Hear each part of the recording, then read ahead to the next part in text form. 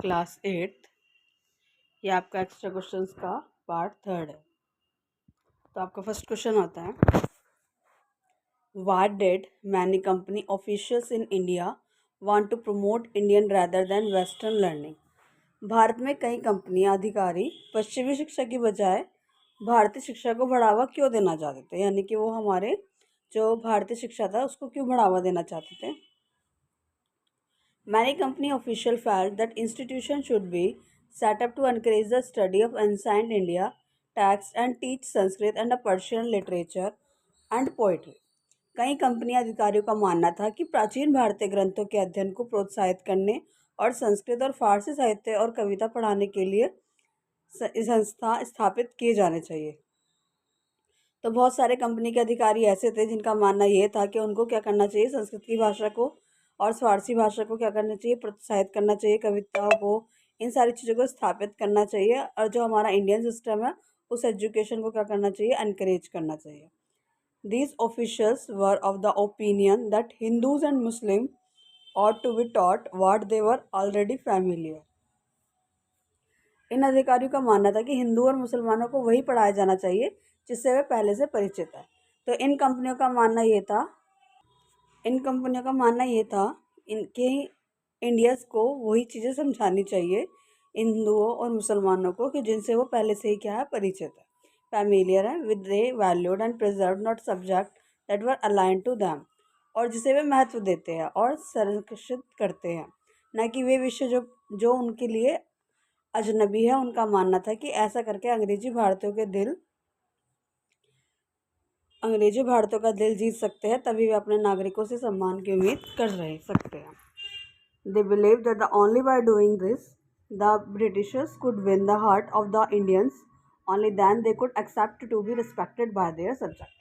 देखो, बहुत सारे हुए फॉरेनर थे, बहुत सारे जो हमारी कंपनी के अधिकारी थे, उनका मानना ये था कि हमारा जो इंडियन सिस्टम है उसको हम जो भारतीय है उनकी नज़रों में अच्छे तभी बन सकते हैं, उनका दिल तभी जीत सकते हैं, उनसे सम्मान की उम्मीद हम तभी कर सकते हैं जब हम उनके कल्चर को क्या करेंगे, बढ़ाएंगे, यानी कि उनके कल्चर को, उनकी एजुकेशन सिस्टम को एनकरेज करेंगे, तभी हम इस यहाँ पर अपनी जगह बना सकते हैं। अगर बाई चांस हम उनको उन चीज़ों को सिखाना चाहेंगे जिन्हें वो बिल्कुल भी परिचित नहीं है, तो वो चीज़ें क्या नहीं होगी, वो ठीक नहीं होगी।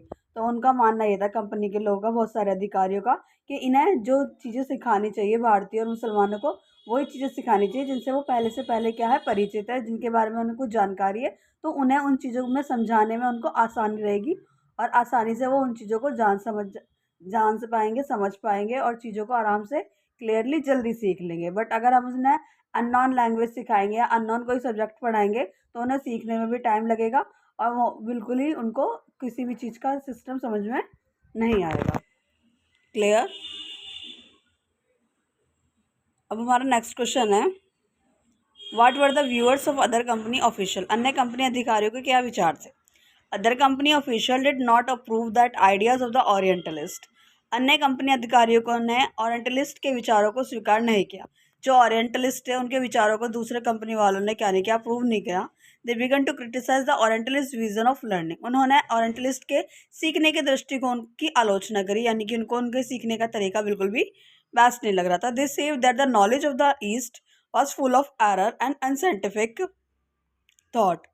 उन्होंने कहा कि पूर्व का जो ज्ञान है वो त्रुटियों से भरा और अवैज्ञानिक है, विचारों से भरा हुआ। उनका मानना था कि जो हमारे ईस्ट के जितनी भी नॉलेज है उसमें सारी एरर है और वो क्या है, अवैज्ञानिक है, जिससे कोई हमें नॉलेज प्रोवाइड नहीं हो रही। They saw eastern literature as a non serious and light hearted. उन्होंने पूर्वी साहित्य को गैर गंभीर और हल्के फुल्के में रूप में देखा। तो उन्होंने जो हमारी ईस्टर्न नॉलेज थी उसको ना तो सीरियस लिया, बहुत लाइट हार्टेड लिया, गैर गंभीर और हल्के फुल्के रूप में लिया। They argued that it was wrong on the part of Britishers to spend so much effort in encouraging the study of Arabic and Sanskrit language and literature. इसलिए उन्होंने तर्क दिया कि अरबी और संस्कृत भाषा और साहित्य के अध्ययन को प्रोत्साहित करना में इतना प्रयास करना अंग्रेजों के लिए क्या है, बेकार है, गलत है। यहाँ पर मनी जो हम जितना भी अगर मनी लगा रहे हैं, इनको इनकरेज कर रहे हैं स्टडी को लेकर, संस्कृत और अरेबिक लैंग्वेज सिखाने में, वो क्या है, बेकार। तो लास्ट क्वेश्चन में हमने पढ़ा था कि किस तरीके से कुछ जो लोग थे वो चाहते थे कि हमें इंडियंस को वही लैंग्वेज सिखानी चाहिए जिनसे वो पहले से पहले परिचित है। क्यों?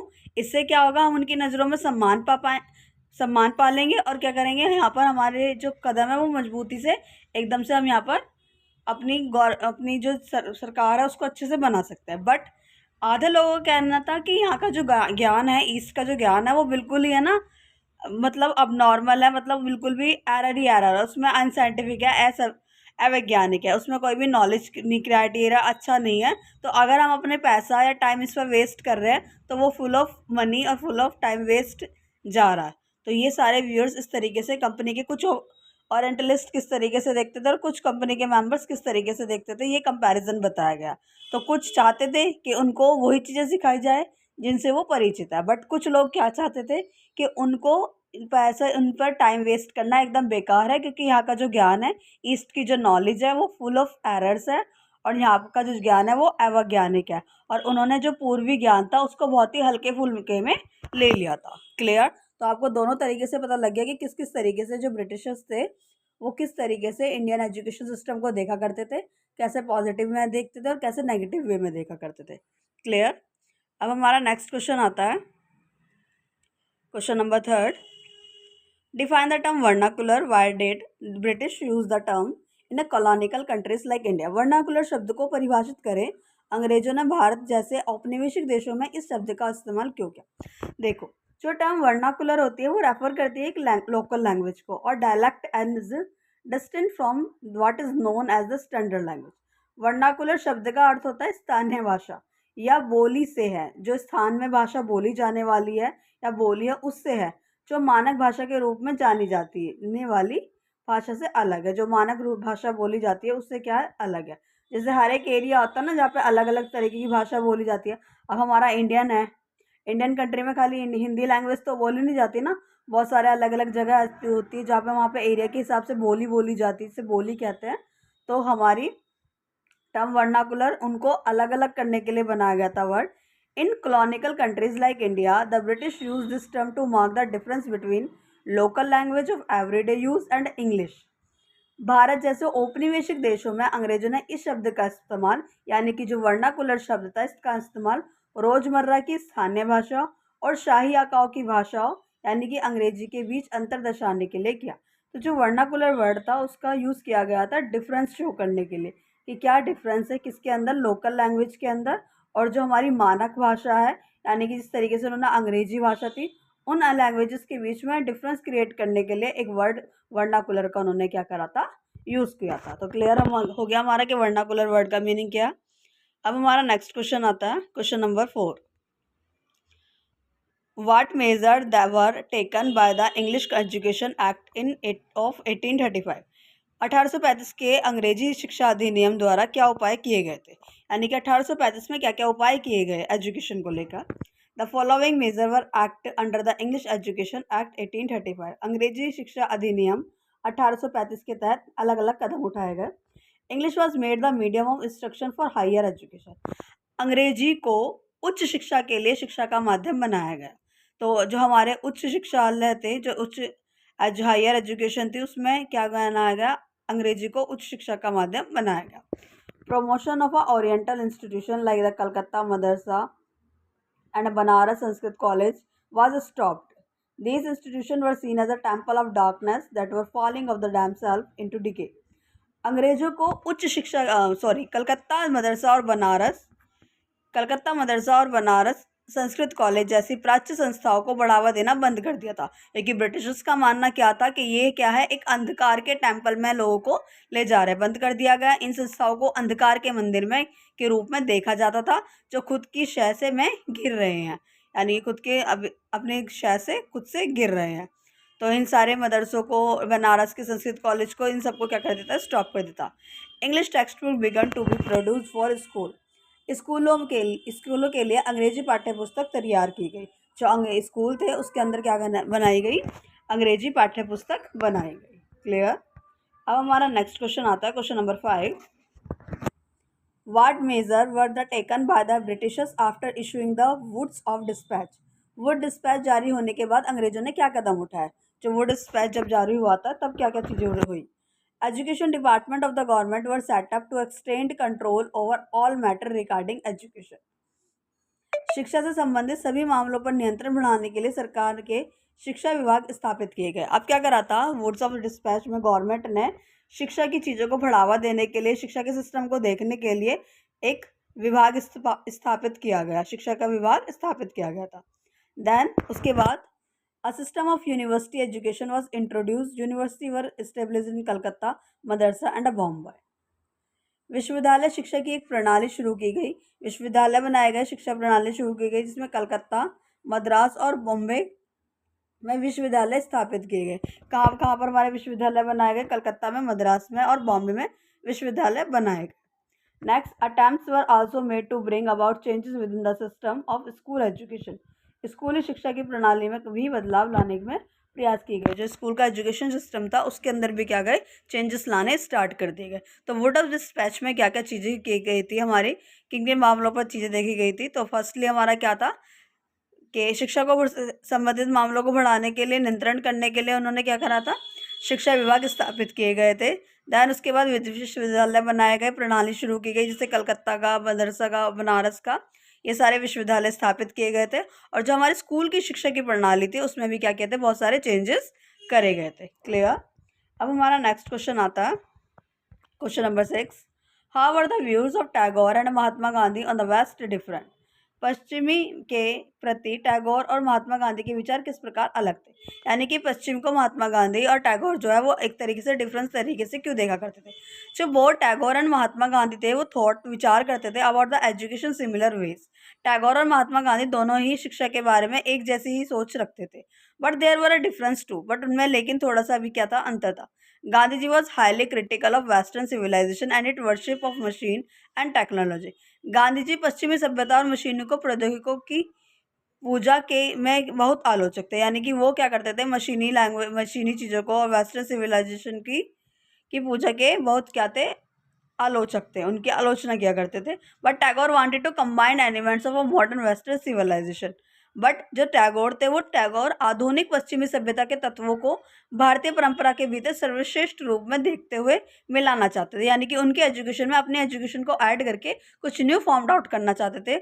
उन्होंने शांति निकेतन में कला, संगीत और नृत्य के साथ साथ विज्ञान और प्रौद्योगिकी बढ़ाने की क्या करी, प्रौद्योगिकी बढ़ाने की आवश्यकता पर जोर दिया। तो उन्होंने क्या करा कि अब जब वो शांति निकेतन जो उन्होंने खोल रखा था कलकत्ता से बहुत ज़्यादा दूर, जिसमें जो बच्चे जो है ऑब्जर्वेशन के साथ अब माइंड को डेवलप करके चीज़ें सीखे, वहाँ पर उन्होंने क्या करा, कला, संगीत के साथ साथ विज्ञान की चीज़ों को भी बढ़ाने के लिए, विज्ञान की चीज़ों में भी एडिशन करने के लिए न्यू टेक्नोलॉजी को यूज़ करने के लिए क्या दिया, फोर्स किया। तो western civilization with what we saw as a best with in the Indian tradition, he emphasis the need to be teach science and technology at Shantiniketan along with art and music and dance. तो addition करने में उन्होंने क्या माना, उनको और increase करने के लिए उन्होंने नई नई एडिशन के लिए चीज़ें सोचा कि उसमें क्या करेंगे, न्यू एडिशन करेंगे तो और हमारे लिए बेनिफिशियल रहेगा। वो टैगोर का मानना था। बट जो गांधी जी थे वो उसके पूरी तरीके से क्या थे, आलोचक थे। क्लियर। अब हमारा नेक्स्ट क्वेश्चन आता है, question number 7। Why did Mahatma Gandhi want to teach children handicraft. Mahatma Gandhi बच्चों को हस्तकला क्यों सिखाना चाहते थे। देखिए, Mahatma Gandhi wanted to teach children handicraft. Mahatma Gandhi बच्चों को हस्तकला सिखाना चाहते थे क्योंकि उससे उनका दिमाग और समझने की क्षमता विकसित होगी। Because that would develop their minds and their capacity of understand. क्योंकि जब हम हाथ से ऑब्जर्वेशन करते हैं, हाथ से चीज़ों को करके सीखते हैं, तो हमें पता चलता है कि इसमें क्या खामी है, इसको कैसे जोड़ना है, इसको कैसे तोड़ना है। तो इसलिए वो हैंडीक्राफ्ट चीज़ों पर ज़्यादा फोर्स किया करते थे। They would also enable them to know how different things operated. इससे उन्हें पता चलेगा कि किस तरीके से अलग अलग चीज़ें ऑपरेट होती है, किस तरह से चीज़ें बनती हैं। They would help them to have live experience and practical knowledge. इससे उन्हें क्या पता चलेगा, उनको अनुभव होगा, व्यवहारिक ज्ञान प्राप्त होगा, करने में क्या होगी, मदद मिलेगी। तो इस तरीके से उन्होंने व्यवहारिक ज्ञान प्राप्त करने में मदद मिलेगी। तो हाँ, इस तरह हमारे महात्मा गांधी जो थे वो बच्चों की हस्तकला सिखाना चाहते थे। क्योंकि इससे अगर बच्चा अपने हाथों से ऑब्जर्वेशन करके चीज़ों को सीखेगा तो उसे नई नई चीज़ों का पता चलेगा, किस तरीके से किस चीज़ को हैंडल करना है, क्या उसमें ऐड करना है, क्या उसमें डिटेक्ट करना है। वो नई नई चीज़ें, टेक्नोलॉजी अपने आप खुद से करके सीखेगा। और जब हम खुद से करके चीज़ों को सीखते हैं तो हमें ज़्यादा पता चलता है। और जब हम बनी बनाई हमें चीज़ें मिल जाती है तो हमें उसको पता नहीं रहता कि वो उसमें क्या मिला क्या नहीं, बस हमें उसे रटना होता है। बट हम खुद से जब उसे चीज़ों को करते हैं तो हमारे में क्या होता है, नॉलेज में एडिशन होता है। क्लियर। अब हमारा नेक्स्ट क्वेश्चन है, question number 8। Who was a William Jones? William Jones कौन थे? इन 1783 a person named William Jones arrived in Calcutta. 1783 के अंदर जो विलियम जॉन्स नाम का एक व्यक्ति कलकत्ता में आया, एक व्यक्ति था कलकत्ता में। He had an appointment as a junior जज at the Supreme Court that the company had set up. इसे कंपनी द्वारा स्थापित सुप्रीम कोर्ट में जूनियर जज के पद पर स्थापित मिली। तो 1783 में विलियम जॉन्स नाम का एक व्यक्ति कलकत्ता में आया था और फर्स्टली उसे क्या हुआ था, उसे कंपनी द्वारा सुप्रीम कोर्ट में जूनियर जज का पद नियुक्त किया गया था। मतलब जूनियर जज का पद उसे मिला था। कहाँ पर? कंपनी ने दिया था सुप्रीम कोर्ट में। In addition to being as a expert in law, Jones was a linguistic. Jones कानून के विशेषज्ञ होने के साथ साथ भाषाविद भी थे। और जो हमारे जॉन्स विलियम थे वो क्या थे? कानून के साथ साथ उनको बहुत सारी लैंग्वेजेस भी आती थी, तो ये एक लिंग्विस्टिक भी थे। तो विलियम जॉन्स के बारे में हमें क्या पता लगा कि 1783 में ही सबसे पहले कहाँ आए थे विलियम जॉन्स? कलकत्ता में आए थे। कलकत्ता में उनको क्या करा गया था? सुप्रीम कोर्ट में एज अ जूनियर जज अपॉइंट किया गया था। देन उसके बाद क्या थे? ये एक लॉ के साथ साथ इनको बहुत सारी लैंग्वेजेस भी आती थी। देन उसके बाद पढ़ते हैं, he had study Greek and Latin at Oxford और knew French and English, had picked up Arabic from a friend and had also learn Persian. उन्होंने ऑक्सफोर्ड में ग्रीक और लैटिन का अध्ययन किया था। उन्होंने ऑक्सफोर्ड से ग्रीक और लैटिन भाषा को सीखा था। फ्रेंच और अंग्रेजी वो पहले से ही जानते थे। और एक मित्र से उन्होंने अरबी सीखी थी और फारसी भी सीखी थी। फ्रेंच से उन्होंने अरबी और फारसी भाषा सीख ली थी। ऑक्सफोर्ड से उन्होंने लैटिन और ग्रीक भाषा का अध्ययन किया था। और फ्रेंच और अंग्रेजी वो पहले से ही जानते थे। तो ये लिंग्विस्टिक इसलिए कहे गए थे क्योंकि इन्हें बहुत सारी लैंग्वेजेस का क्या था? आइडिया था। At Calcutta, he began spending many hours a day with a pandit who taught him the subtleties of Sanskrit languages, grammar and poetry. Calcutta में उन्होंने बहुत सारा समय पंडितों के साथ प्रतिदिन कई घंटे बिताने शुरू किए, जिन्होंने उन्हें संस्कृत भाषा, व्याकरण और काव्य की बारीकियां भी सिखाई। तो जब इंडिया के अंदर उन्होंने बहुत सारा समय जब पंडितों के साथ बिताया तो उन्हें बहुत सारी संस्कृत लैंग्वेजेस, उनकी ग्रामर और व्याकरण की काव्य वगैरह भी उनको बारीकी से जानने की इच्छा थी और उनको सिखाए गए। Jones discovered the ancient Indian heritage. Jones ने प्राचीन भारतीय विरासत की खोज की थी। प्राचीन भारत का कैसा था उसकी विरासत की खोज की थी। Mastered and a Persian work into English. फारसी भाषा के में लिखे गए कार्यों को अंग्रेजी में उन्होंने लिखा। जो हमारी फारसी भाषा में चीज़ें लिखी हुई थी उनको इंग्लिश में ट्रांसलेट किया। He had set appoint the Asiatic society of Bengal and started a journal called Asiatic researchers. उन्होंने बंगाल में एशियाटिक सोसाइटी की स्थापना की। तो किन्होंने की थी? एशियाटिक सोसाइटी की स्थापना विलियम जॉन्स ने की थी और एशियाटिक रिसर्चर्स नाम पत्रिका शुरू कर दी थी। He started deep respect of ancient culture both of India and West. वे भारत और पश्चिमी दोनों के ही प्राचीन संस्कृतियों के प्रति गहरा सम्मान रखते थे। तो ये क्या करते थे? दोनों ही प्राचीन सभ्यता का, उनका कल्चर का, रिलीजन का क्या करते थे? सम्मान किया करते थे। तो विलियम जॉन्स के बारे में हमें पता चला कि विलियम जॉन्स जो होते हमारे 1783 में कलकत्ता में आए थे। उन्हें एक सुप्रीम कोर्ट के अंदर जूनियर जज की उपाधि दी गई थी। उनको वो कानून के साथ साथ बहुत सारी लैंग्वेजेस भी जाना करते थे। उन्होंने ऑक्सफोर्ड यूनिवर्सिटी से ग्रीक और लैटिन भाषा सीखी थी। इंग्लिश और पर्शियन उनको पहले से ही आती थी। इंग्लिश और फ्रेंच उन्हें पहले से ही आती थी। और अरेबिक और पर्शियन उन्होंने अपने फ्रेंड से सीखी थी। उन्होंने बहुत सारा टाइम क्या करा? इंडिया के अंदर कलकत्ता में पंडितों के साथ गुजारा, जिससे उन्हें ग्रामर, संस्कृत और काव्य वगैरह की जानकारी भी, बारीकियों को जानने का क्या मिला? मौका मिला। उन्होंने एशियाटिक सोसाइटी की स्थापना की थी और रिसर्चर्स नामक पत्रिका भी शुरू करी थी। और ये सारे के सारे इंडियन और वेस्ट दोनों कल्चर की क्या करते थे? रिस्पेक्ट करते थे। क्लियर? इतना हमारा क्लियर हो गया विलियम जॉन्स के बारे में। देन हमारा नेक्स्ट क्वेश्चन आता है।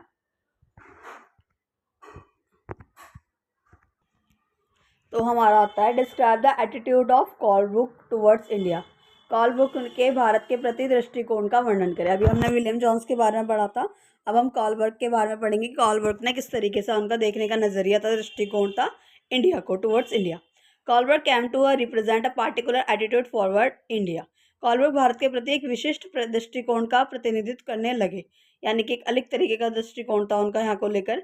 ही had a deep respect for ancient culture both the India and the west Indian civilization. Colebrooke जो थे वो भारत और पश्चिमी भारतीय सभ्यता दोनों का ही प्राचीन संस्कृतियों के प्रति अनेक मन में गहरा आदर करते थे, यानी कि वो वेस्ट और इंडियन दोनों कल्चर का बहुत ज़्यादा क्या करते थे, इनकी सिविलाइजेशन का बहुत ज़्यादा रिस्पेक्ट किया करते थे. He felt had attend it's a glory in the ancient past but had subsequently declined. उनका मानना था कि प्राचीन काल में इस संस्कृति ने गौरव प्राप्त कर लिया है, लेकिन बाद में इसका पतन हो गया. उनका मानना था कि जो एंसाइंट टाइम की जो जितनी भी नॉलेज है, उन्होंने क्या करा था, बहुत ज़्यादा संस्कृति ने गौरव प्राप्त करा था, डेवलपमेंट था, बहुत अच्छा था. बट आते आते टाइम तक इन चीज़ों का क्या हो गया, पतन होता चला गया. ये चीज़ें क्या होती गई है, खत्म होती गई है. In order to understand India, it was a necessary to discover that scared and illegal texts that were produced in the ancient period. Bharat को समझने के लिए प्राचीन काल में रचित पवित्र और कानूनी ग्रंथों की खोज करना आवश्यक है. यानी कि जो इंडियन की अगर नॉलेज लेनी है, इंडिया को अगर जानना है, तो उसके लिए हमें बहुत सारी रचित पवित्र चीज़ों की और उनके कानूनों को क्या करनी पड़ेगी, नॉलेज लेनी पड़ेगी. बिना किसी दृष्टिकोण के या बिना किसी पढ़े लिखे हम कभी भी किसी भी चीज़ के लिए, मतलब किसी भी चीज़ को सोचकर एक नेगेटिव इम्पैक्ट नहीं बना सकते. तो जब तक हम उसके बारे में जानेंगे नहीं, पढ़ेंगे नहीं, उनके इंडिया के कल्चर के बारे में, कानून के बारे में, तो हम अपनी तरीके से कुछ भी नॉलेज नहीं दे सकते. For only those texts could reveal the real idea and laws of the Hindus and a Muslim, and only a new study of these texts could form the basis of future development in India. क्योंकि केवल वे ग्रंथ ही हिंदुओं और मुसलमानों के वास्तविक विचारों और कानूनों को क्या कर सकते हैं, उजागर कर सकते हैं. यानी कि वो जो एंसाइंट टाइम की जो नॉलेज है, वही उनके विचारों को, उनके कानूनों को और उजागर कर सकती है, बता सकती है. और केवल इन ग्रंथों का नया अध्ययन ही भारत के भविष्य का विकास का आधार बन सकता है. और जब इन सारे ग्रंथों का, इन सारी चीज़ों का अध्ययन किया जाएगा, तो ही विकास का क्या बनेगा, आधार बन सकता है. Colebrooke went about discovering ancient text, understanding their meaning, translating them and making their finding known of to other. कॉलबर्क ने प्राचीन ग्रंथों की खोज की, उनके अर्थ को समझा, उनका अनुवाद किया और उनके निष्कर्षों को दूसरों तक पहुंचाया. जो जो चीज़ें मिली उनको दूसरों तक पहुंचाया. This project he believed would not help Indians rediscover their own heritage.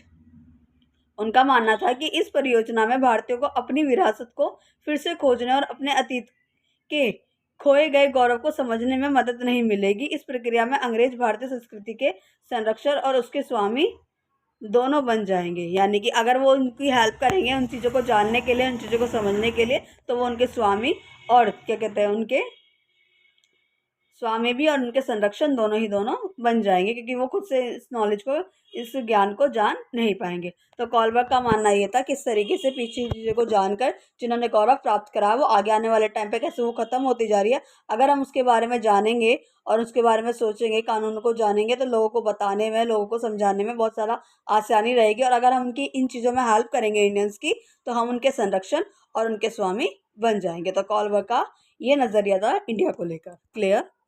अब हमारा नेक्स्ट क्वेश्चन आता है, when was English education act introduce and what were its feature. अंग्रेजी शिक्षा अधिनियम कब पेश किया गया और इसकी विशेषताएं क्या थी. The English education Act was introduced in 1835. It was introduced by the Macaulay. Its features were.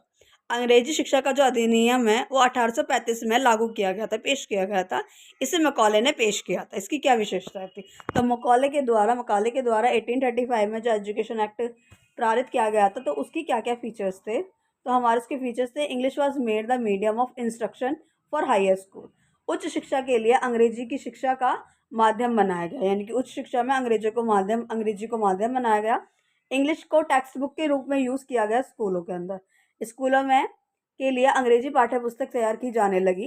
And to stop the promotion of oriental institution like Calcutta Madrasa and Banaras Sanskrit College. और बाद में क्या किया, कलकत्ता मदरसा, बनारस संस्कृत कॉलेज, इन सारे प्राच्य चीज़ों को बढ़ावा न देकर इनको रोक दिया गया. इन संस्थाओं को बंद कर दिया गया, क्योंकि इन संस्थाओं को अंधकार का मंदिर के रूप में देखा जाने लगा, जो खुद की शय से गिर रहे हैं.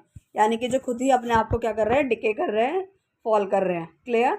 तो 1835 के अकॉर्डिंग क्या था, एजुकेशन एक्ट में मकॉले ने जो दिया था कि इस जो हायर एजुकेशन है वो इंग्लिश में होनी चाहिए, जो इंग्लिश की टेक्स्ट बुक को प्रिंट करवाया जाना चाहिए. और जो हमारे बहुत सारे इंस्टीट्यूशन थे जो संस्कृत लैंग्वेज, पर्शियन लैंग्वेज, सारी लैंग्वेजेस को पढ़ाते थे, उनको बंद कर देना चाहिए, जिसमें कलकत्ता मदरसा और बनारस के संस्कृत कॉलेज थे, क्योंकि इन्हें एक अंधकार के टेम्पल के रूप में देखा जा रहा था, जो खुद की शय से क्या हो रहे थे, बर्बाद हो रहे थे, गिर रहे थे. क्लियर. अब हमारा नेक्स्ट क्वेश्चन आता है, right A short note on A Tagore award of peace. Tagore के शांति निवास पर एक संक्षिप्त टिप्पणी लिखनी चाहिए। टैगोर का शांति निवास हमने लास्ट टाइम भी पढ़ा था। Tagore wanted to set up a school where the child was happy. Tagore एक ऐसी जगह को स्कूल खोलना चाहते थे जहाँ पे बच्चे क्या रहे, खुश रहे। Where she could be to be free and creative, जहाँ पर वो स्वतंत्र रूप से रचनात्मक कार्य करे, यानी कि रचना करके कुछ सीख के कार्य करे जिनसे उनकी नॉलेज क्या हो, ऐड हो, कुछ नॉलेज में न्यू एजुकेशन ऐड हो, ना कि वो रीडिंग कर रहे हैं, राइटिंग कर रहे हैं और वही रट्टा मार मार के चीज़ें कर रहे हैं जो कि आजकल होता है। Where she was able to explore her on thought, जिससे बच्चा क्या करे, अपने डिज़ायर को, अपनी चाह को, अपने विचारों को क्या करे, और ज़्यादा जानने की इच्छाएं उत्पन्न उसके अंदर हो। टैगोर का मानना था कि बचपन को सर्व शिक्षण का समय होना चाहिए। अंग्रेजी द्वारा स्थापित जो शिक्षा प्रणाली थी वो कठोर थी, प्रतिबंधित थी अनुशासन के नाम पे, यानी इसमें रूल था, रेगुलेशंस था, किस तरीके से उसको किया जाना चाहिए, प्रेजेंटेबल था। बट जब बचपन होता है तो उसमें प्रेजेंटेबल चीज़ें नहीं चलती। अब नॉर्मल कंडीशन से ही हम नॉर्मल कंडीशन में आते हैं। अब नॉर्मल चीज़ें को करने के बाद ही हम नॉर्मल चीज़ें सीखते हैं, क्योंकि हमारा माइंड क्या होता है, क्रिएटिव होता है, रचनात्मक होता है, हमारे थॉट्स जो होता है बहुत ज़्यादा डिफरेंट डिफरेंट होता है हर एक पर्सन के अंदर। तो जब तक हम उसको नहीं सीखेंगे तो वो चीज़ें हमें समझ में नहीं आएगी। शिक्षकों को काल्पनिक होना चाहिए, बच्चों को समझाना चाहिए और बच्चों की जिज्ञासा विकसित करनी चाहिए। टीचर को इस तरीके से होना चाहिए कि बच्चों की है ना जानने की इच्छा को वो और उत्सुक करे कि अच्छा ऐसा क्यों हुआ, किस लिए हुआ। तो इस तरीके से टीचर्स को होना चाहिए। टैगोर के अनुसार मौजूद स्कूलों ने बच्चों को रचनात्मक होने का स्वाभाविक इच्छा, उसके आश्चर्य की भावना को मार दिया गया। टैगोर का मानना था कि रचनात्मक सीखने का केवल प्राकृतिक वातावरण, जो रचनात्मक चीज़ें हैं वो तभी आएगी जब बच्चा क्या होगा, प्रकृति से जुड़ेगा, प्रकृति को जानेगा, प्रकृति से अटैच होगा, तभी उसको ये चीज़ें आ पाएगी। इसलिए उन्होंने कलकत्ता से 100 किलोमीटर तक क्या करा, ग्रामीण इलाके में अपना स्कूल खोलना स्टार्ट कर दिया। तो Tagore felt the childhood odd at a time of a self-learning outside the rigid and restricting discipline of the schooling. उन्होंने सिस्टम सेटअप किया by the British. Teachers had to be imaginative, teachers जो imaginative होने चाहिए, वो understand करे child को और help करे चिल्ड्रन को डेवलप करने के लिए, उनकी क्यूरियोसिटी, उनकी जिज्ञासा को बढ़ाए।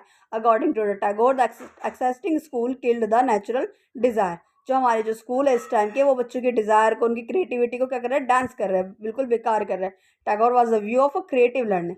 वो जो एजुकेशन था उसको क्रिएटिव लर्निंग से बच्चे सीख सकता है, उसको एनकरेज करना चाहते थे। इसलिए उन्होंने क्या करा, नेचुरल एनवायरनमेंट से लिंक करके 100 मीटर अवे कलकत्ता से एक अपना स्कूल खोला जिसका नाम बोला गया अवार्ड ऑफ पीस, शांति के निवास। क्लियर? ओके, अब आपका नेक्स्ट क्वेश्चन आता है, why did William Jones feel the need of to study India history, philosophy and law? William Jones को भारतीय इतिहास, दर्शन और कानून का अध्ययन करने की आवश्यकता क्यों महसूस हुई? उनको ऐसा क्यों फील हुआ कि ये सारी एजुकेशन सिस्टम होना जरूरी है? John shared a deep respect for ancient culture both India and west. जो जॉन्स थे वो हमने लास्ट में भी पढ़ा था कि वो भारत और पश्चिमी के दोनों पुराने ज्ञान थे उसका सम्मान करते थे, उन संस्कृतियों का सम्मान किया करते थे। India civilization he felt and attain its glory in ancient past but had subsequently declined. उनका मानना था कि भारतीय सभ्यता ने प्राचीन काल में अपना बहुत गौरव प्राप्त किया था, लेकिन बाद में उसका क्या हो गया, पतन हो गया। जो उनका एजुकेशन सिस्टम था वो बाद में क्या होता चला गया, स्टॉप होता चला गया। In order to understand India it was a necessity to discover the sacred and legal texts that were produce in the ancient period. भारत को समझने के लिए प्राचीन काल में रचित पवित्र और कानून ग्रंथों की खोज करना आवश्यक था। तो जो पुराने टाइम में जितने भी प्राचीन ग्रंथ थे और जितनी भी किताबें थी, कानून थी, उनको जानना बहुत ज़्यादा जरूरी था, क्योंकि जब तक उनको नहीं जानेंगे तो कैसे बता पाएंगे और कैसे एक्सप्लेनेशन दे पाएंगे और लोगों को कैसे जानकारी मिलेगी कि हमारे पुराने टाइम में क्या क्या चीज़ें हुई थी। For only those texts should reveal the real ideas and laws of Hindus and Muslim, क्योंकि केवल इन्हीं ग्रंथों से ही हिंदू और मुसलमानों की वास्तविक विचार और कानून को उजागर कर सकते थे। उनके क्या कहते हैं, जो हमारे कानून थे, जो विचार थे, उनको उजागर किया जा सकता था। Only a new study of this text could form the basis of future development in India.